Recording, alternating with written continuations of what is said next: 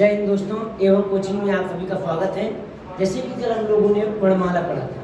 वर्णमाला में कल हम लोग स्वर पढ़े थे। स्वर के बारे में कल हम आप लोगों को काफ़ी जानकारियाँ दी है, जिसमें स्वर के कितने भाग होते हैं, स्वर में जो है लघु स्वर होते हैं, दीर्घ स्वर होते हैं, प्लुत स्वर होते हैं। इन सभी के बारे में हम लोग कल चर्चा किए थे। जिह्वा के आधार पर अग्र स्वर, पश्च स्वर, मध्य स्वर, इनके बारे में चर्चा किया गया था। तो आज हम पढ़ते हैं व्यंजन। व्यंजन क्या होते हैं? वर्णमाला के ही दूसरा पार्ट होता है, पहला आपका होता है स्वर, जिसको हम लोगों ने कल पढ़ लिया था। आज हम लोग पढ़ते हैं व्यंजन। अब व्यंजन क्या होता है? व्यंजन वे वर्ण होते हैं जो स्वरों की सहायता से बोले जाते हैं। अर्थात स्वर तो ऐसा होता था कि जो स्वतंत्र रूप से बोले जाते थे, लेकिन आपका व्यंजन वो होते हैं जो है स्वरों की सहायता से, मतलब वे स्वतंत्र रूप से नहीं बोले जा सकते हैं। उनको बोलने के लिए किसी स्वर की मदद लेनी पड़ती है। जैसे आपका हो गया का धन आ, खा धन आ, इस प्रकार से होते हैं। और व्यंजनों की संख्या 33 होती है। हिंदी वर्णमाला में व्यंजनों की कुल संख्या जो है 33 होती है। और व्यंजनों को मूल रूप से जो विभाजित किया गया है वो 4 से 5 भागों में विभाजित किया गया है। कहीं कहीं पर जो है 4 भागों में है और कहीं कहीं पर 5 भागों में इसको इंगित किया गया है। उसमें देखेंगे पहला आपका होता है स्पर्श व्यंजन, और दूसरा आपका होता है अंतस्थ व्यंजन, तीसरा आपका ऊष्मीय व्यंजन जिसे हम संघर्षी व्यंजन भी बोलते हैं, और आपका होता है चौथा संयुक्त व्यंजन। संयुक्त व्यंजन के बाद आपका आता है उच्छिष्ट व्यंजन। आपका जो 4 और 5 का मैटर आता है, 4 और 5 में यही एक उच्छिष्ट व्यंजन आपका ऐसा होता है जो कहीं कहीं पर इसकी मान्यता दी गई है और कहीं कहीं पर नहीं दिया गया है। उच्छिष्ट व्यंजन को हम इस प्रकार से जो है लिख सकते हैं। उच्छिष्ट व्यंजन आपके ऐसे होते हैं और आपका एक ए होता है। ये आपका उच्छिष्ट व्यंजन के अंतर्गत आते हैं। ये आपके उच्छिष्ट व्यंजन के अंतर्गत आते हैं, जो कि जो है कहीं कहीं पर इसकी मान्यता दी गई है, कहीं कहीं पर नहीं दिया गया है। तो हम लोग फिर से देखते हैं व्यंजन वह होता है जो स्वरों की सहायता से बोले जाते हैं। इनकी कुल संख्या 33 होती है। व्यंजन को मूल रूप से 4 से 5 भागों में विभाजित किया गया है। पहला आपका स्पर्श व्यंजन, दूसरा अंतस्थ व्यंजन, तीसरा ऊष्मीय अथवा संघर्षीय व्यंजन, चौथा संयुक्त व्यंजन और पांचवा आपका आता है उच्छिष्ट व्यंजन। अब हम लोग देखते हैं अगला जो है स्पर्श व्यंजन। स्पर्श व्यंजन क्या होता है? तो स्पर्श व्यंजन क्या होता है? इनकी संख्या टोटल 25 होती है और इसे भी 5 भागों में विभाजित किया गया, 5 वर्गों में। इसको जिसमें आपका पहला है का वर्ग, पहला आपका आता है इसमें का वर्ग, और दूसरा आपका आता है इसमें पहला आपका आता है का वर्ग, दूसरा आपका आता है चा वर्ग, तीसरा आपका आता है टा वर्ग, चौथा आपका आता है ता वर्ग और पांचवा आपका आता है पा वर्ग। अब क्या होता है? का वर्ग में ग, ख, ग, य, चा वर्ग में च, छ, जा, झ, य, और टा वर्ग में आपका टा, ठा, डा, ढ, ण, और ता वर्ग में ता, था, दा, ध, न, और इसमें पा वर्ग में पा, फा, बा, भा, म। ये आपके होते हैं 25। टोटल मिलाकर के पांचों वर्गों को मिलाकर के एक वर्ग में 5 होते हैं और 5 वर्ग होते हैं टोटल। तो पांचों वर्गों को मिलाकर के इनकी संख्या 25 मानी जाती है।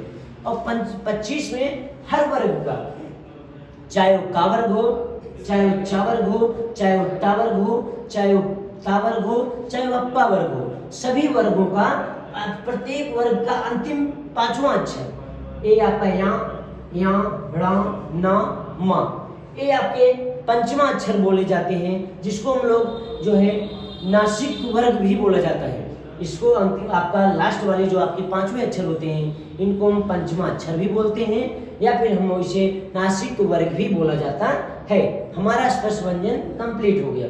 अब हम लोग आगे पढ़ते हैं अपना अंतस्थ व्यंजन। अंतस्थ व्यंजन क्या होता है भैया? ये अंदर से बोले जाते हैं, जो कंठ के अंदर से निकले, इनको जो है अंतस्थ व्यंजन बोलते हैं। और इनकी संख्या टोटल 4 होती है। इनकी संख्या 4 होती है। और ये क्या होते हैं? इसमें जैसे या, रा, ला, वा, या, रा, ला, वा। अब या और वा को हम अर्धस्वर भी कहते हैं। अर्धस्वर में इसमें क्या होता है? कभी कभी जैसे इसका हम प्रयोग महिलाएं, कौवे, तो लास्ट में उसका प्रयोग करते हैं। तो आपका क्या हो जाएगा? इसे अर्धस्वर की संज्ञा क्यों दी जाती है? क्योंकि ये जो है किसी बहुवचन बनाते समय उसमें क्या होता है, स्वरों का प्रयोग के रूप में प्रयोग आ जाता है। जैसे महिलाएं, महिलाएं में लास्ट में ये आया, कौवे, कौवे के लास्ट में वे आया, इसीलिए इसको जो है हम क्या बोलते हैं, अर्धस्वर भी बोलते हैं। अगला आपका ला, रा, रा आपका होता है लुंठित वर्ण। लुंठित वर्ण इसे बोला जाता है। पूरी वर्णमाला में ला आपका एक ऐसा शब्द है जिसको हम लोग लुंठित वर्ण बोलते हैं। और आपका ला, ला आपका क्या होता है, पार्श्विक व्यंजन होता है जो जिह्वा के एकदम पिछले वाले भाग से अर्थात यहाँ से बोला जाता है, इसको हम क्या बोलते हैं, पार्श्विक व्यंजन बोला जाता है। आपका हो गया स्पर्श व्यंजन। स्पर्श व्यंजन के 25 होते हैं। उसके बाद आपका होता है अंतस्थ व्यंजन। अंतस्थ व्यंजन क्या होता है, इनकी संख्या 4 होती है, या, रा, ला, वा। और या और वा क्या होता है, इसे अर्धस्वर की संज्ञा भी दी जाती है। क्यों दी जाती है? क्योंकि जब ये क्या होते हैं, कहीं कहीं बहुवचन बनाते समय क्या होते हैं, स्वरों के साथ में प्रयोग होने लगते हैं, स्वरों की तरह प्रयोग होने लगते हैं। जैसे महिलाएं लास्ट में आ गए, कौवे, तो लास्ट में वे पे एक ही मात्रा के आन लगने लगता है। ला को हम लुंठित वर्ण बोलते हैं, लुंठित वर्ण बोलते हैं। और ला को आप हम पार्श्विक वर्ण जो मतलब जिह्वा के पीछे वाले भाग से बोलने के लिए किया जाता है। अगला आता है हमारा उष्मीय व्यंजन। हम लोग अब देखते हैं इसमें उष्मीय व्यंजन क्या होते हैं। उष्मीय व्यंजन में हम लोगों का क्या आता है, उष्मीय व्यंजन में जिस वर्ण को बोलते समय, जैसे जो भी वर्ण हमारा जब बोले उसमें क्या उष्मा का ज्यादा प्रयोग हो, मतलब वायु को, प्राण वायु निकले इसमें ना, इनका उच्चारण करते समय मुख से उष्मा या गर्म हवा निकलती है। समझ रहे बात? जैसे बेटा ध्यान दीजिए, इसमें वे होता है उष्मीय व्यंजन कि जिसको बोलते समय हमारे मुख से जो है हवा निकले, प्राण निकले, उसे क्या बोलते हैं हम, उष्मीय व्यंजन या संघर्षी व्यंजन, मतलब जीवा को संघर्ष करना पड़े। जैसे आपका सा, ख, ह, सा, ये आपके जितने भी हैं, ये आपके तीनों सा आपके जो है संघर्षी व्यंजन में आते हैं, या फिर आपका उष्मीय व्यंजन में आता है। बोलते समय हम उष्मा निकलती है, हमारे मुख से जो है इसमें क्या होता है, वायु निकलता है, हवा निकलता है। हवा निकलने के कारण इसमें उष्मा, उष्मा में हवा होता है, हवा निकलता है, इसी कारण हम इसको क्या बोलते हैं, उष्मीय व्यंजन बोलते हैं। और हा, हा, हा, हा, जब हा बोलते हैं तो हा में भी हमारे मुख से हवा निकलती है, इसीलिए मतलब उष्मा निकलती है, इसलिए हम इसे भी इस संज्ञा में रखे हैं। तो हमारे अंतस्थ व्यंजन 4 होते हैं, उष्मीय व्यंजन भी हमारे 4 होते हैं, सा, ख, स और ह, ये आपके हो गए। अब आगे हम बढ़ते हैं जो है संयुक्त व्यंजन। देखिए संयुक्त व्यंजन क्या होता है, संगठित व्यंजन, वे व्यंजन जो 2 व्यंजनों से मिलकर के कोई नया व्यंजन तैयार होता है। 2 व्यंजनों से मिलकर कोई नया जब व्यंजन तैयार होगा तो उसे हम लोग संयुक्त व्यंजन बोलते हैं। जैसे आपका स्रा, छ, त्रा, ज्ञ, इनकी भी संख्या 4 होती है। जैसे आपका आ गया स्रा, अब स्रा में क्या होगा, आपका देखेंगे स्रा धन रा, स्रा धन रा, आधा सा और रा, जिसके नीचे ऐसे लगा रहेगा उसको माना जाता है कि उस स्वरों की सहायता से नहीं बोले जाते हैं। जैसे आपका देखेंगे हम, जैसे आपका हो गया यहाँ पर का, ऐसा का लिखा रहेगा तो ये हमें निश्चित रूप से रहेगा ये वे व्यंजन है जो स्वरों की सहायता से बोले जा रहे हैं। किंतु अगर हम इसे ऐसे यहाँ पर इस तरीके से लिख देते हैं तो ये हमारा वे होते हैं कि ये स्वरों की सहायता से नहीं बोले जाते हैं, अर्थात हम इसे ये भी मान सकते हैं कि हमारे आधे हो जाते हैं और हमारे जो है पूरे हो जाते हैं। ये पूरा होता है तो क्या होता है भैया, स्वरों की सहायता से बोले जाते हैं, और जब ये आधा रहता है तो स्वरों की सहायता से नहीं बोला जाता है। आगे हम लोग देखते हैं छ, क धन श, क छ, मतलब का धन श, मतलब का के बाद आता है छ, तो इसलिए इसमें जो है ये भी आपका संयुक्त व्यंजन में आता है। त्रा, ता धन रा, त्रा, त्रा, त्रा धन रा, इसलिए त्रा धन रा, त धन र, त्र। उसके बाद ज्ञ, ज्ञ, ज्ञ, इसे बोलते हैं ज्ञ, ज्ञ, मतलब ज्ञ धन या, ज्ञ धन या, ज्ञ धन या बराबर ज्ञान। आगे हम लोग इनकी भी संख्या 4 होती है, संयुक्त व्यंजन की संख्या हमारी 4 होती है। पहला आपका क्या होता है स्रा, दूसरा होता है छ, तीसरा होता है त्रा और लास्ट वाला होता है ज्ञ। आगे हम लोग देखते हैं, इसके बाद हमारा आता है उच्छिप्त व्यंजन। उच्छिष्ट व्यंजन क्या होते हैं भैया? ये दो ही होते हैं। अभी आप हम पीछे पढ़े, इसकी कहीं कहीं पर जो है व्यंजनों में गिना जाता है, कहीं कहीं को नहीं गिना जाता है। इसके पीछे क्या कारण है भैया? कि इसका जो है आपका कहीं भी जो है शुरुआत नहीं होता है। उच्छिष्ट वर्ण आपके जो आते हैं इनका भी कहीं भी शुरुआत आपका नहीं होता है। और देखिए उच्छिष्ट व्यंजन में आप यहाँ और यहाँ, इन दोनों में हम क्या अंतर देखते हैं? उसमें क्या होता है, जो का वर्ग का पंचमा अक्षर जो होता है, पंचमा अक्षर जो होता है वो क्या होता है हमारा, वो इस तरीके से लिखा जाता है। उसमें और इनमें अंतर देखेंगे, हमारा एक यहाँ पर बिंदी रहेगा, इसमें नीचे बिंदी रहेगा, इसमें आपका जो है उच्छिष्ट व्यंजन में, और पंचमा अक्षर में बगल रहेगा, जबकि आपका उच्छिष्ट व्यंजन में आपका यहाँ पर नीचे रहता है। इन दोनों में अंतर अगर कोई पूछा, मतलब इन दोनों का अंतर कभी आपको डाउट करना हुआ, तो इसमें क्या होगा, इसमें बिंदी बगल साइड में लगता है, यहाँ पर बिंदी लिखा रहेगा और यहाँ पर ये बिंदी इसका नीचे लगा रहता है। यही दोनों में पहचानने का सबसे बेटर जो है लॉजिक है। इसके बाद हम देखते हैं वर्णों की संख्या। वर्णमाला में कितनी संख्याएं होती है?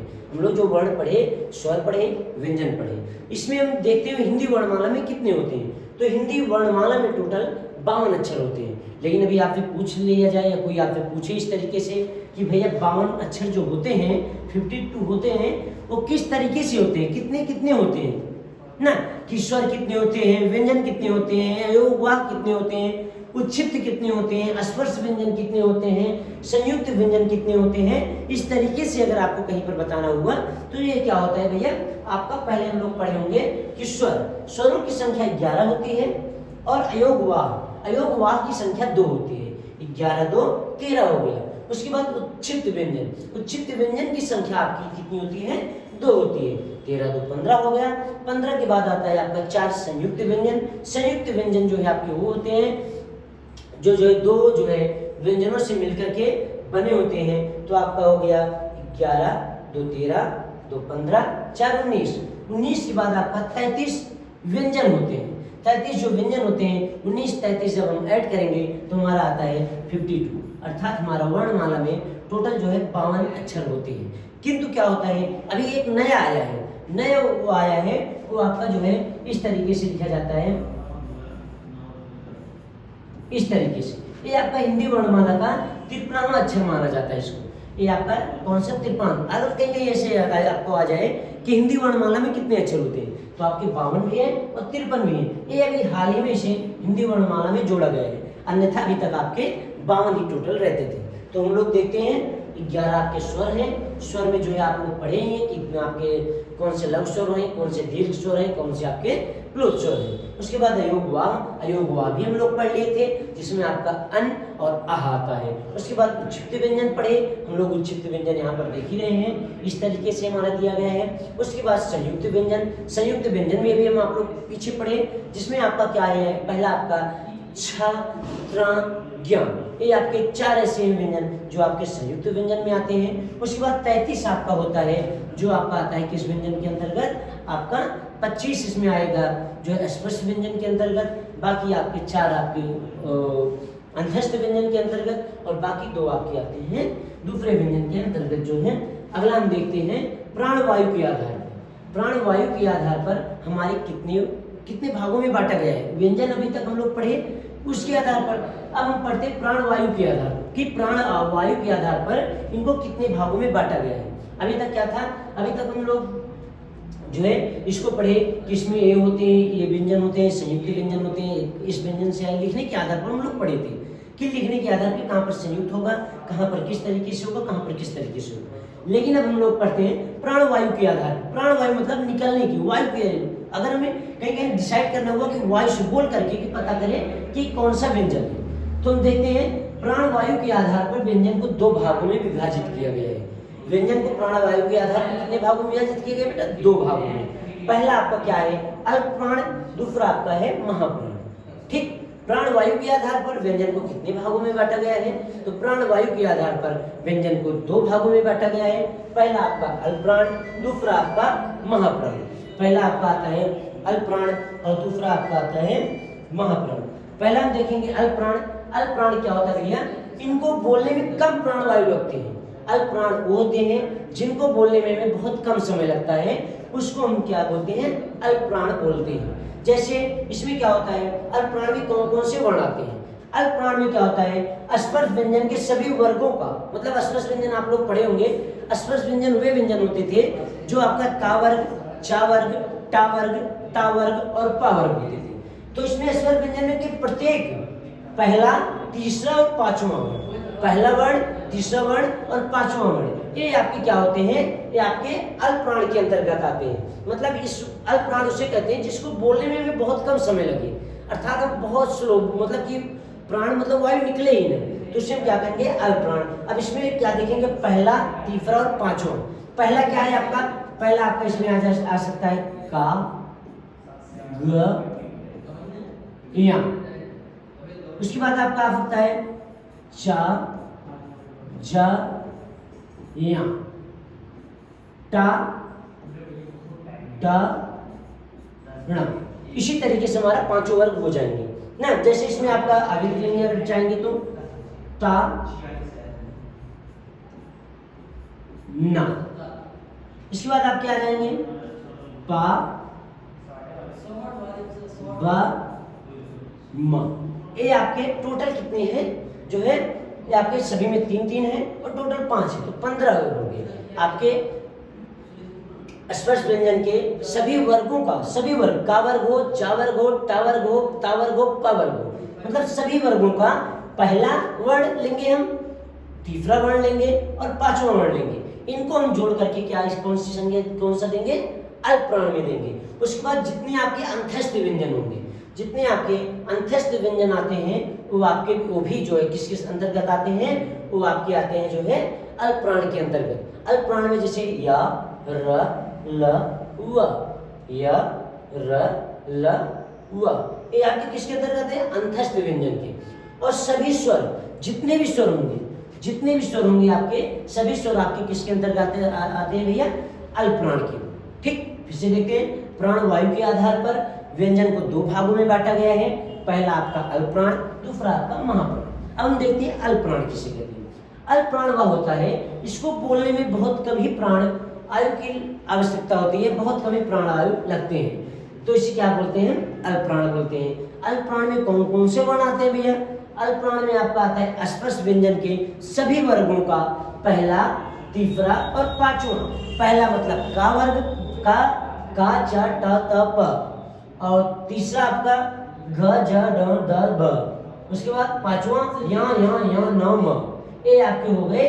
उसके बाद अंतस्थ व्यंजन, अंतस्थ व्यंजन में आपके हो जाएंगे या, र, ल, व ना। उसके बाद सभी स्वर, सभी स्वर आपके 11 जितने भी स्वर होते हैं ये आपके क्या हो जाते हैं भैया, 11 स्वर ये आपके अल्पप्राण में आते हैं। अब इनकी संख्या देख लेते हैं। अगर कोई आपसे पूछ ले भैया अल्पप्राण में कितनी संख्या होती है, अल्पप्राण कितने होते हैं, तो हम अल्पप्राण को किस तरीके से देखेंगे भैया, 3, 3, 6, 3, 9, 3, 12, 3, 15, 15 ये हुए और 4 ये हुए, 15, 4, 19, 19, 11 आपके हो गए टोटल 30। तो आपके टोटल इतने आपके अल्पप्राण होते हैं। अब हम लोग देखते हैं महाप्राण। महाप्राण किसे कहते हैं, महाप्राण में क्या होता है भैया, अल्पप्राण से अधिक बोलने में, मतलब कि अल्पप्राण में तो बहुत कम प्राणवायु लगती थी, लेकिन इसको बोलने में अधिक प्राणवायु लगती है, मतलब ज्यादा वायु ज्यादा निकालना पड़ता है, इसलिए इसको क्या बोलते हैं, महाप्राण बोलते हैं, इसमें ज्यादा लगेगा। जैसे स्पर्श व्यंजन के सभी वर्गों का, मतलब स्पर्श व्यंजन जो हम लोग पढ़े नहीं भाई पीछे, का वर्ग, चा वर्ग, टा वर्ग, ये आपके पांचों जो है, पांचों वर्ग आपका का, चा, टा, ता, पा, ये पांचों वर्ग स्पर्श व्यंजन में ही आते हैं। अब स्पर्श व्यंजन का बोल रहा है दूसरा और चौथा। दूसरा मतलब आपका क्या आ गया, खा और घ। उसके बाद आपके जैसे आपका आ जाए छा और झा, ता,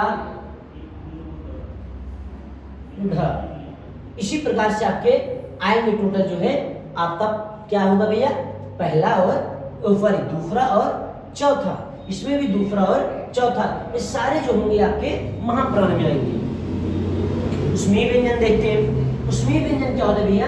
उष्मीय व्यंजन सभी जितने भी उष्मीय व्यंजन होंगे सब आपके महाप्राण में आएंगे। महाप्राण में कौन कौन से आते हैं भैया? पहला आपका महाप्राण में वे आते हैं कि जो आपकी जो है स्पर्श व्यंजन के सभी वर्गों का दूसरा और चौथा वर्ण जो आएंगे वो आपके महाप्राण में आएंगे। उसके बाद सभी उष्मीय व्यंजन, जो भी आपका उष्मीय व्यंजन होगा जिसमें उष्मा निकलती है, हम लोग पीछे भी पढ़े नहीं कि जिसमें उष्मा निकलती है आपका सा सा ख ह, ये आपके उष्मीय व्यंजन के अंतर्गत आते हैं। उसके बाद हम लोग पढ़ते हैं ये आपके अल्पप्राण और महाप्राण हो गए। अब प्राण के मतलब कि वायु के आधार पर हम लोग भी पढ़ लिए कि वायु के आधार पर हमारे व्यंजनों को कितने भागों में बांटा गया है। तो वायु के आधार पर हमारे व्यंजन को जो है दो भागों में बांटा गया है, एक आपका अल्पप्राण, एक आपका महाप्राण। अल्पप्राण में हम लोग आप लोग सब लोग पढ़े हैं। अल्पप्राण में क्या होता है कि इसके बोलने में कम प्राणवायु लगते हैं और सभी मतलब स्पर्श व्यंजन के सभी वर्गों का पहला तीसरा और पांचवा वर्ण जो है किसके अंतर्गत आते हैं भैया? अल्पप्राण के। उसके बाद आपका अंत्यस्थ व्यंजन में भी आपके यार अलावा आपके किस व्यंजन के अंतर्गत आते हैं भैया? ये आपके आते हैं अल्पप्राण के। उसके बाद आपका सभी 11 स्वर आपका आते हैं, ये आपके किस में आते हैं भैया?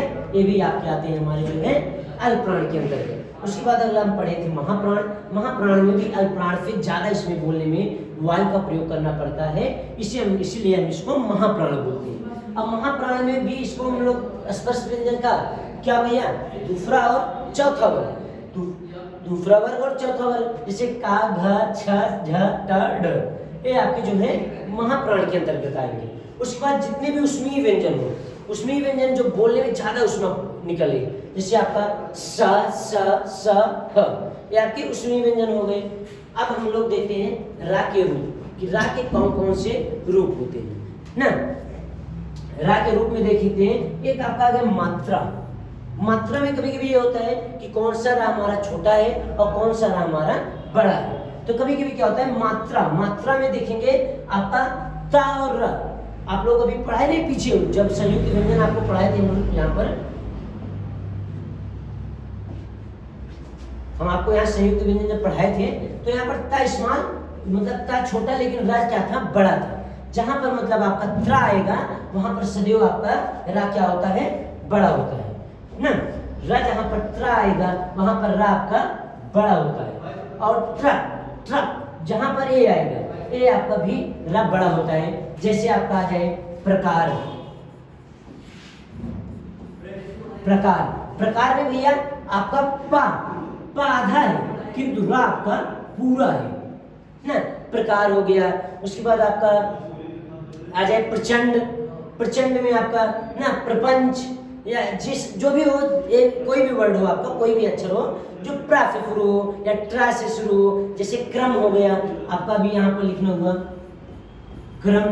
अब क्रम में आपका का आपका आधा रहेगा और रा आपका पूरा माना जाता है, इसीलिए इसे क्रम बोलते हैं। और आपका एक आता है कर्म। अब हम कर्म को देखते हैं। कर्म क्या होता है? कर्म एक ऐसा होता है जो आधा होता है, जिसे हम एक ए वाला यही एक रा ऐसा होता है जिसको हम आधा लिखते हैं। रा को हम कभी कहीं भी आधा लिखना होता है तो हम इस तरीके से रा लिखते हैं आधा। कोई वर्ड आप का को लिखते हैं ऐसे लिख देते हैं ना, चा को लिखते हैं ऐसे लिख देते हैं, ना को लिखते हैं ऐसे लिख देते हैं। किंतु अगर हम रा को कहीं आधा लिखते हैं तो हम इस तरीके से उसके ऊपर लगा देते हैं, जिसको हम लोग रेफ रा बोलते हैं। रेफ रा कौन सा? रेफ रा। गांव भाषा में या वैसे भाषा में लोग इसे उड़ौआ रा बोलते हैं, उड़ौआ रा। लेकिन वैसे इसको कौन सा रा बोलते हैं भैया? रेफ रा। रेफ रा में यही एक आपका रा ऐसा है जो आधा होता है। बाकी आपके चाहे मात्रा हो जाए, चाहे कर्म हो जाए, चाहे ट्रक हो जाए, चाहे प्रकार हो जाए, जो भी है वो आपका उसमें जो भी रा आएगा आपका पूरा आता है। किंतु आपका जहां पर ऊपर लगा रहता है रेफ रा लगा रहता है वो आपका आधा होता है। जैसे अनिवार्य, कर्म, धर्म, जैसे आपका यहाँ पर बोल दिया जाए धर्म में अब रा आपका आधा है, किंतु आपका क्रम में रा आपका पूरा है और का आपका आधा है। हमें विश्वास है कि आप लोगों को ये पता हो गया होगा कि कहाँ पर रा आधा होता है और कहाँ पर रा पूरा होता है। अच्छे से भैया? हाँ, बहुत अच्छा भैया। आगे हम लोग देखते हैं, आगे हमारा होता है स्वर तंत्रिका। अभी तक प्राणवायु के आधार पर पता किए, एक लिखने के आधार पर पता किए थे, उसके बाद प्राणवायु के आधार पर पता किए कि प्राणवायु में दो होते हैं, एक अल्प प्राण और दूसरा महाप्राण। लेकिन इसके बाद हम लोग अब पढ़ते हैं आपका स्वर तंत्रिका, मतलब कि स्वर बोलने वाले तंत्रिका तंत्रों में जो है कौन कौन से आते हैं। जैसे स्वर तंत्रिका तंत्र के आधार पर मतलब स्वर तंत्रिकाओं की कंपन होगा, जो यहाँ पर कंपन करेगा, स्वर तंत्रिकाएं बोलने वाली तंत्रिकाएं जब कंपन करेंगे तो उसको हम देखते हैं कि हमारा जो है क्या होता है स्वर तंत्रिका के रूप में। सभी लोग ध्यान देंगे भैया इसमें। देखिए स्वर तंत्रिका में क्या होता है, दो भागों में इसको भी बांटा गया है। जैसे आपको उसमें बांटा गया था क्या, प्राणवायु के आधार पर दो भागों में बांटा गया था, एक अल्प प्राण दूसरा महाप्राण। ठीक उसी प्रकार इसमें भी स्वर तंत्रिकाओं को भी दो भागों में बांटा गया है, मतलब कंपन के आधार पर इसको भी, व्यंजन को भी दो प्रकारों में बांटा गया है। एक आपका होता है अघोष और दूसरा आपका होता है सघोष। पहला क्या होता है भैया, अघोष, और दूसरा क्या होता है सघोष। अब हम लोग देखते हैं अघोष किसे कहते हैं। अघोष देखते हैं क्या होता है, अघोष मतलब जिसमें कोई घोषणा न हो, कोई कंपन ही ना हो, जिसमें कोई जोश ना हो, कंपन ना हो, उसे हम अघोष बोल देते हैं। जैसे जिसको बोलने में स्वर तंत्रिकाओं को कंपन ना करना पड़े, कोई भी कंपन ना करना पड़े, उसे हम क्या बोलते हैं, अघोष बोलते हैं। मतलब कोई घोषणा, कोई कंपन नहीं, कोई इसमें जो है ऐसा ना हो कि जो वाइब्रेट होने लगे ना, तो इसको हम क्या बोलते हैं, अघोष बोलते हैं। इसमें अघोष में देखते हैं कौन कौन से होते हैं भैया, क्योंकि अघोष है तो अघोष में भी कुछ न कुछ वर्ण आते होंगे हिंदी के, तो हम देखते हैं इसमें क्या होता है। इसमें आपके अघोष में देखेंगे हम लोग भैया, इसमें हम लोग अघोष में देखेंगे अस्वर व्यंजन के प्रत्येक वर्ग का, अस्पर्श व्यंजन का, अस्पर्श व्यंजन आप फिर वही हम लोग पीछे जो पढ़े थे, का वर्ग, चा वर्ग, टा वर्ग, ता वर्ग और पा वर्ग, मतलब 25 वर्ण होते हैं। उसी 25 में से बोल रहा है प्रत्येक वर्ग का, मतलब का वर्ग का भी होगा, चा वर्ग का भी होगा, टा वर्ग का भी होगा, ता वर्ग का होगा और पा वर्ग का। प्रत्येक वर्ग का पहला और दूसरा, पहला वर्ण और दूसरा वर्ण क्या होगा, अघोष होगा। अब देखेंगे कैसे पहला वर्ण कौन सा है। पहला वर्ण आपका क, ख, च, छ, ट, ठ, ये जो होते हैं आपके, ये आपके अघोष के अंतर्गत आते हैं ना। उसके बाद स भी अघोष के वर्ण के अंतर्गत आते हैं। आपका स, तीनों स आपके किसके अंतर्गत आते हैं भैया, तीनों स भी आपके अघोष के अंतर्गत आते हैं। मतलब 5 ये है, 5 मतलब 10 आपके ये हो जाएंगे, 10 ये हो जाएंगे। उसके बाद आपका 10 हो जाएगा। जब 10 ये हो जाएंगे भैया, इसके बाद आपका क्या होता है, 3 होते हैं। अघोष वर्ण में 3 वर्ण होते हैं, सा तीनों सा होते हैं। 10 है 3 है 13। अगर आपसे कोई पूछ ले भैया कि अघोष वर्ण में कितने वर्णमाला में कितने वर्ण होते हैं, तो अघोष की वर्णमाला में टोटल 13 वर्ण होते हैं, जो अस्पर्श व्यंजन का पहला और दूसरा होता है, जो तो टोटल 10 हुए।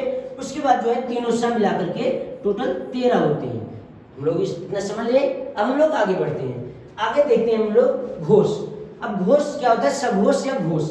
सघोष या घोष में क्या होता है भैया, इसको बोलने में ज्यादा से ज्यादा प्राण मतलब कि इसमें क्या होता है, कंपन होगा आपके कंठ से या कहीं से भी जो है इसको बोलने में ज्यादा से ज्यादा कंपन करेगा। जहां पर ज्यादा कंपन करता है वहां पर हमारा सघोष हो जाएगा, और जहां पर कंपन नहीं करता है वहां पर आपका अघोष हो जाएगा। तो हम लोग देखते हैं इस चीज के बारे में। जिसको बोलने में स्वर तंत्रिकाओं में कंपन हो उसे सघोष कहेंगे। स्वर तंत्रिका मतलब जो आपके स्वर तंत्रिका, कंठ हो गए, मूर्धन्य हो गए, तालव्य हो गए, ये सब जो हो गए जिसको बोलने में कंपन करना पड़े उसको हम लोग क्या बोलते हैं, सघोष बोलते हैं। सभी स्वर सघोष होते हैं। आपके जितने भी स्वर होते हैं क्या होते हैं भैया, सघोष होते हैं। जितने भी स्वर होते हैं आपके सघोष होते हैं। उसके बाद अभी आपके प्राण महाप्राण में भी पढ़े थे कि सभी स्वर क्या होते हैं, आपके सभी स्वर क्या होते हैं भैया, सभी स्वर उसमें आपके अल्पप्राण होते थे, और इसमें सभी स्वर क्या होते हैं, सघोष होते हैं। दोनों में समझ में आया। उसके बाद देखिए अंत्यस्थ व्यंजन भी सघोष होता है। आपका जितने भी अंत्यस्थ व्यंजन होंगे वो आपके क्या होते हैं, सघोष होते हैं। जैसे या, र, ल, व, ये सब आपके क्या आते हैं भैया, सघोष होते हैं। हम लोग आगे देखते हैं स्पर्श व्यंजन। अब आपके स्पर्श व्यंजन का जो होता है प्रत्येक तीसरा, चौथा और पांचवा आपका क्या होगा भैया, सघोष होगा। अघोष में कौन कौन से थे स्पर्श व्यंजन के, तो हम लोग देखेंगे। अघोष में हमारा पहला और दूसरा था, पहला और दूसरा था, लेकिन सघोष में हमारा क्या होगा भैया, तीसरा, चौथा और पांचवा होता है। तीसरे में आपका मतलब बोले तो ग, घ, य। उसके बाद आपका ज, झ, य। इसी प्रकार से पांचों वर्ग आपके होते हैं ना, चाहे आपका इसके बाद टा वर्ग हो, ता वर्ग हो या पा वर्ग हो, ये पांचों वर्ग क्या क्या होता है, मतलब प्रत्येक का इसका आपका 3, इसका 3, इसका 3, इसका 3 और इसका 3, टोटल 15 आपके जो है स्पर्श व्यंजन के 15 आपके इसमें आ जाते हैं। किसमें, सघोष में। उसके बाद आपका हा भी आपका सघोष में आता है, मतलब 15 ए 4 ए, 15 और 4 आपका कितना हुआ, 15 और 4 जोड़ेंगे 19, 19 से 20, ये आपके क्या होते हैं भैया, सघोष में आते हैं। हम लोग देखेंगे फिर से भैया, तंत्र के कंपन के आधार पर व्यंजनों को कितने भागों में बांटा गया है, तो तंत्र के कंपन के आधार पर व्यंजनों को 2 भागों में बांटा गया है, पहला सघोष, दूसरा अघोष। और हम देखेंगे अघोष। अघोष क्या होता है, जिसको बोलने में स्वर तंत्रिकाओं का कंपन न करना पड़े, उसे हम बोलते हैं अघोष वर्ण। जिससे सभी स्पर्श व्यंजन के प्रत्येक वर्ग का पहला और दूसरा वर्ण क्या होता है आपका, अघोष होगा। उसके बाद तीनों सा आपके सा, ख, श आपके क्या होते हैं, अघोष होते हैं। उसके बाद दूसरा आपका आता है, इसमें दूसरा आपका आएगा घोष या सघोष। दूसरा घोष या सघोष में क्या होता है, जिसको बोलने में स्वर तंत्रिकाओं का कंपन करना पड़े, ज्यादा करना पड़े, उसे क्या बोलेंगे, सघोष। सभी स्वर सघोष होते हैं, जितने भी स्वर आपके होंगे सघोष होंगे। अंतस्थ व्यंजन भी या, रा, ला, वा, ये आपके क्या होते हैं, सघोष होते हैं। उसके बाद आपका आता है आपका स्पर्श व्यंजन का प्रत्येक वर्ग का तीसरा, चौथा और पांचवा सघोष होता है। उसके बाद आपके हादी आपका सघोष व्यंजन के अंतर्गत आते हैं। इसके बाद हम लोग देखते हैं आपका हिंदी वर्णमाला के उच्चारण के स्थान, कि हिंदी वर्णमाला में उच्चारण में कौन कौन से वर्णमाला कहाँ कहाँ पर उच्चारण किए जाते हैं। तो हम लोग देखते हैं भैया, पहला आपका कंठ से, जिसे पहले का वर्ग देखते हैं। का वर्ग जब हम लोग देखते हैं तो का वर्ग में क्या होता है भैया, कंठ से। कंठ से जितने भी का वर्ग का जितना भी वर्ण बोला जाएगा, ये आपका किससे बोला जाता है, कंठ से बोला जाता है ना। जैसे आपका क, ख, ग, घ, य।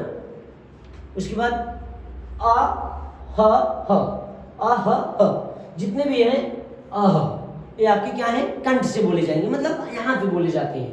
का वर्ग का सभी आपका किससे बोले जाएंगे भैया, कंठ से। उसके बाद आपका तालव्य मतलब चा वर्ग, चा वर्ग जितने भी होंगे आपके वो तालु से बोले जाएंगे। जैसे चा, छा, ज, झ, य, ये आपके क्या होंगे, तालु से बोले जाते हैं। उसके बाद ई, य, स, ये आपके किसके अंतर्गत आते हैं भैया, ये भी आपके तालु से बोले जाते हैं। उसके बाद मूर्धन्य मतलब मूर्धा से, मूर्धा आपका ऊपर, अब मूर्धा से जो बोले जाएंगे टा वर्ग जो होगा आपका मूर्धा से बोला जाएगा। जैसे आपका क्या होगा, टा, ठा, देखिए मूर्धा के पास जा रहा है हमारा जीवा, टा, ठा, डा, ढा, णा। उसके बाद आपका रे, रा, सा, ये आपके कितने हो गए भैया, ये आपके किससे बोलने वाले हो गए, मूर्धा से। अब दंत से देखते हैं, दंत से वे होते हैं भैया जिसको हमें दांत से बोलना पड़े। जैसे ता, ता, देखिए ता आपका दांत और जीवा का प्रयोग हो रहा है, ता, था, दा, धा, न। उसके बाद ला, ला, रा, तो आपका इसमें आएगा मूर्धा में। लेकिन दंती में जो आएगा क्या होगा, इसे दंती वाला सा बोलते हैं, इसको मूर्धा वाला सा बोलते हैं, इसे तालव्य वाला सा बोलते हैं। कभी कभी हम लोग कंफ्यूज हो जाते हैं तो बोलते हैं कि सर कौन वाला सा, सर्जम वाला सा, सपेरा वाला सा, या जो है षटकोर वाला सा।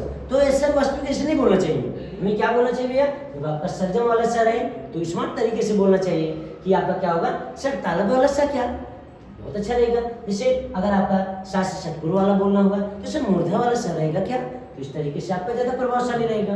उसके बाद आपका जैसे दंत से बोलने होगा तो दंती सा रहेगा सर क्या, तो इस तरीके से हमें बोलना चाहिए। तो आज से हम लोग जो है ऐसा प्रयोग नहीं करेंगे कि सर षटकोर वाला रहेगा, कि सपेरा वाला रहेगा, कि सर्जम वाला रहेगा ना। हम लोग प्रयोग करेंगे ऐसे, सर तालव्य वाला सा, क्या तालव्य मतलब तालु से बोला जाए, पूछना भी नहीं पड़ना चाहिए ना। जैसे तालु से सा ना, चा, सा, चा, सा, उसके बाद आपका मूर्धा वाला, मूर्धा जे टा ठा टा, उसे सा सा सा ना, मूर्धा से बोला जा रहा है। दंती से सपेरा सा सा सा, जैसे ता था ता था ना सा, ये आपका मूर्धा से दंती से बोला जाने लगा।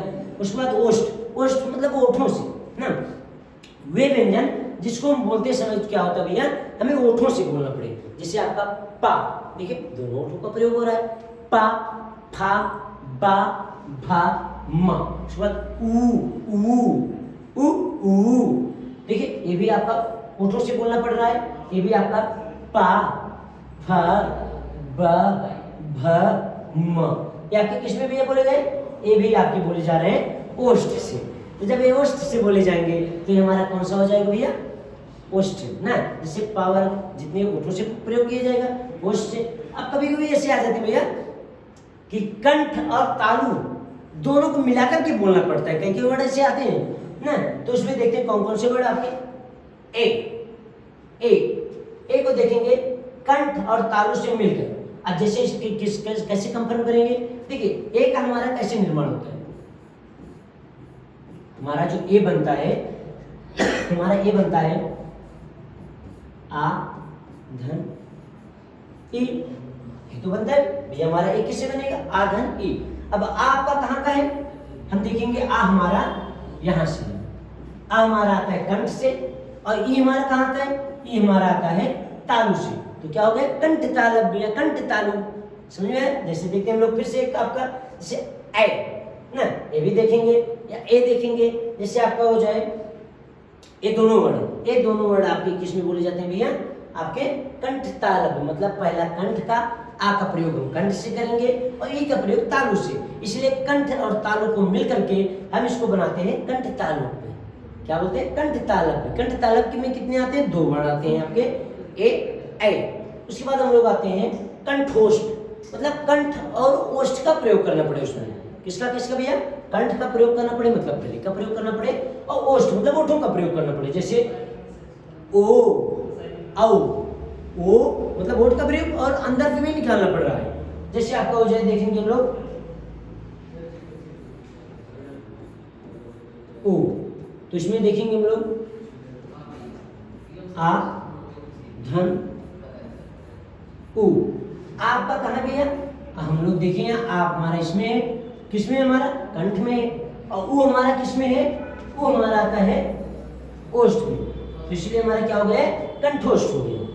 इससे हम लोग देखते हैं हमारा ए हमारा क्या होगा भैया, ए हमारा क्या किसमें आता है, कंठ तालव्य में। कंठ तालव्य में क्यों आता है, क्योंकि ए जो बना होता है आ धन ई से बना होता है।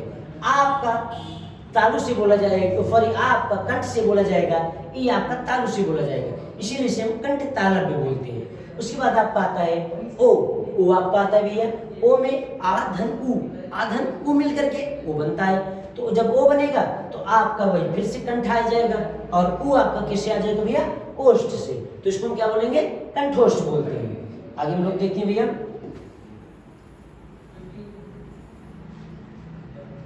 इधर समझ आया भैया। आगे हम लोग देखते हैं इसके बाद, चलिए हम लोग आज जो पढ़े एक बार हम लोग फिर से इसकी चर्चा कर लेते हैं जल्दी। देखिए स्पर्श व्यंजन में आपके 25 होते हैं, इनकी संख्या। इसके पहले हम व्यंजन पढ़े थे। व्यंजन किसे कहते हैं, वे वर्ण जो स्वरों की सहायता से बोले जाते हैं उसे हम व्यंजन कहते हैं। इनकी संख्या 33 होती है। व्यंजन को मूल रूप से 4 से 5 भागों में विभाजित किया गया है। पहला आपका होता है स्पर्श व्यंजन, दूसरा अंतस्थ व्यंजन, तीसरा उसमेय व्यंजन या संघर्षी व्यंजन, चौथा आपका संयुक्त व्यंजन, और पांचवा आपका उच्छिष्ट व्यंजन। उसके बाद हमारा अगला आता है जो है अस्पर्श व्यंजन। अस्पर्श व्यंजन में इसकी संख्या 25 होती है। इनको प्रत्येक वर्ग के मतलब 5 वर्गों में बांटा गया है। पहला आपका का वर्ग, दूसरा आपका चा वर्ग, तीसरा आपका टा वर्ग, चौथा आपका ता वर्ग, और पांचवा आपका पा वर्ग। टोटल मिलाकर के एक वर्ग में 5 होते हैं, और एक वर्ग में 5 होते हैं और 5 वर्ग होते हैं, इसलिए इसकी संख्या कितनी होती है भैया, 25 हो जाती है।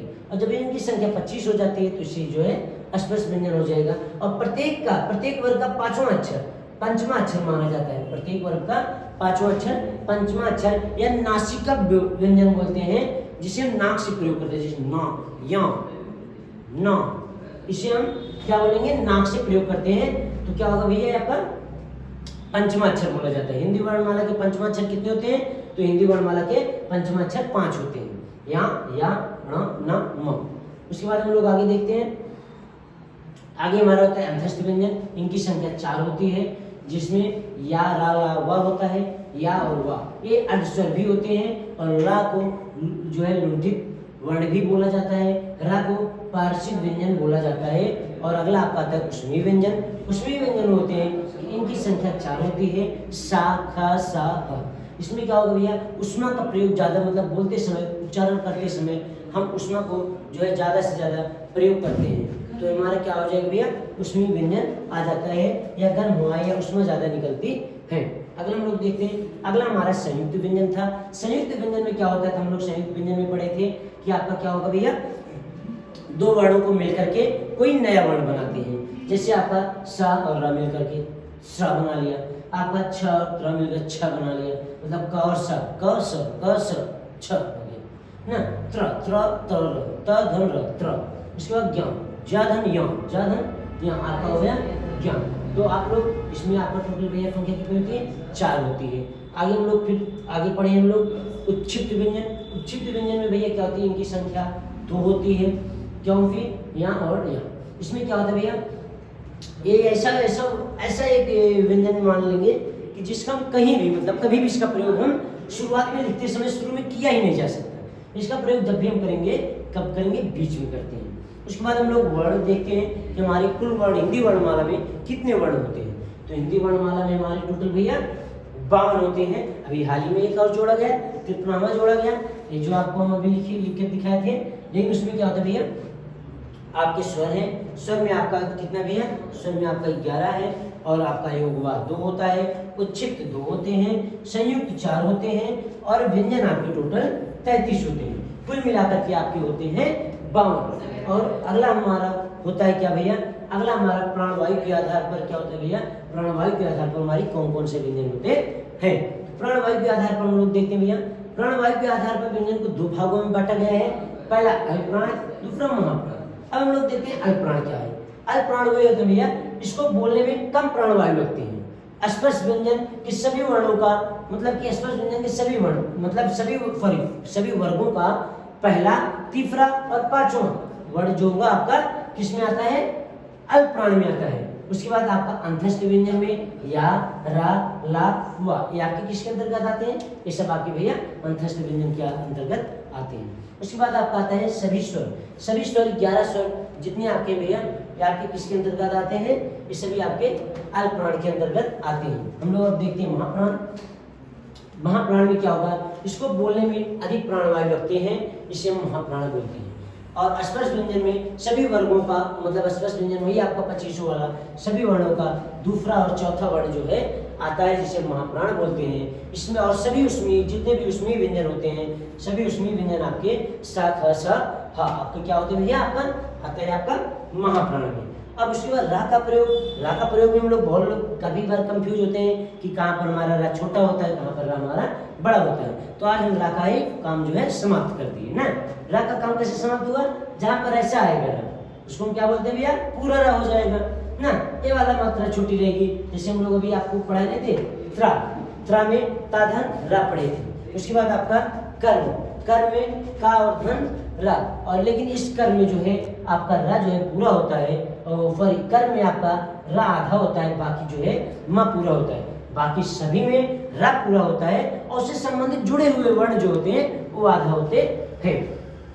अगला हम लोग देखते हैं स्वर तंत्रिका में कंपन के आधार पर कौन कौन से होते हैं। इसमें व्यंजन के 2 भागों में विभाजित किया गया है। स्वर तंत्रिका के भी 2 होते हैं, पहला आपका अघोष और दूसरा आपका सघोष। अब हम अघोष देखते हैं। अघोष जिसको बोलने में स्वर तंत्रिकाओं का कंपन न करना पड़े, उसे अघोष मतलब जिसकी घोषणा ना करना पड़े, बहुत साधारण तरीके से हम लोग बोल दें, उसको क्या बोलते हैं हम लोग, अघोष बोलते हैं। उसके बाद आपका भैया सघोष, उसके बाद हम लोग क्या बोलते हैं, सघोष ना। पहले अघोष के बारे में कर लेते हैं चर्चा ना। स्पर्श व्यंजन की प्रत्येक वर्ग का पहला और दूसरा वर्ण अघोष होता है। उसमें आपका जैसे आपका आ जाए सा, ख, स, ये भी आपके अघोष के अंतर्गत आते हैं। और प्रत्येक स्पर्श व्यंजन का प्रत्येक वर्ग चाहे आपका का वर्ग हो, चा वर्ग हो, टा वर्ग हो, ता वर्ग हो या प वर्ग हो, प्रत्येक वर्ग का पहला अक्षर, पहला मतलब का और दूसरा अक्षर मतलब खा, पहला अक्षर चा, दूसरा अक्षर छा। इसी तरीके से आपके पांचों वर्ग की जो है पहला और दूसरा, पहला दूसरा लेकर के इसमें हम अघोष में जोड़ देते हैं। अगला हम लोग पढ़ते हैं सघोष। सघोष में क्या होता है भैया, जिसको बोलने में स्वर तंत्रिकाओं के कंपन घोष, मतलब स्वर तंत्रिकाएं कंपन करें, उसको हम लोग क्या बोलते हैं, सघोष बोलते हैं। सभी स्वर, जितने भी स्वर आपके आते हैं सब उस सघोष के अंतर्गत आते हैं, चाहे आपका होगा छोटा, बड़ा, फिर लेकर के अ तक आपके किसके अंतर्गत आते हैं भैया, आपके सघोष के। उसके बाद आपके अंतस्थ व्यंजन, अंतस्थ व्यंजन में या, रा, ला, वा, ये आपके चारों आएंगे, किसमें आएंगे, आपका सघोष में। इसमें ज्यादा कंपन करना पड़ रहा है। उसके बाद आपका स्पर्श व्यंजन का, फिर स्पर्श व्यंजन के प्रत्येक वर्ग का तीसरा, चौथा और पांचवा ये जोड़ करके हमारा बनेगा, जैसे आपको उसमें बताया था, इसमें भी ग, ग, य, ज, झ, ट, उसके बाद ठ, ढ, न, इसी तरीके से आपका द, ढ, न, उसके बाद द, ध, न, ब, भ, म, इसी तरीके से आपका आ जाएगा। और हा भी आपका सघोष के अंतर्गत आते हैं। उसके बाद हम लोग अगला देखेंगे हिंदी वर्णमाला में, मतलब हिंदी वर्णमाला जो होती है इसमें कौन से वर्ण कहाँ पर बोले जाते हैं ना। जैसे देखेंगे हम लोग कौन सा वर्णमाला कहाँ पर बोले जाते हैं, तो कंठ से। का वर्ग जितने भी होंगे का वर्ग के, वो आपके कंठ से बोले जाते हैं। जैसे का वर्ग में क, ख, ग, घ, य, ये आपके कंठ से प्रयोग किए जा रहे हैं, इसीलिए इसे हम कंठ बोलते हैं। उसके बाद अ, ह, अ, ये आपके भी होते हैं कंठ से। कंठ से बोले जाने वाले पूछ लिया जाए कितने वर्ण हैं टोटल, तो हमारे 5 हो गए, 3 है, 5 3 8 और एक आपके टोटल 9 बोले जाते हैं। कंठ से बोलने वाले कितने, 9 है। और तालु से मतलब एक तालु से बोला जाए जिससे चा वर्ग में होती है। ये चा वर्ग में आपका आ जाए चा, छ, ज, झ, या। उसके बाद ई, या, स।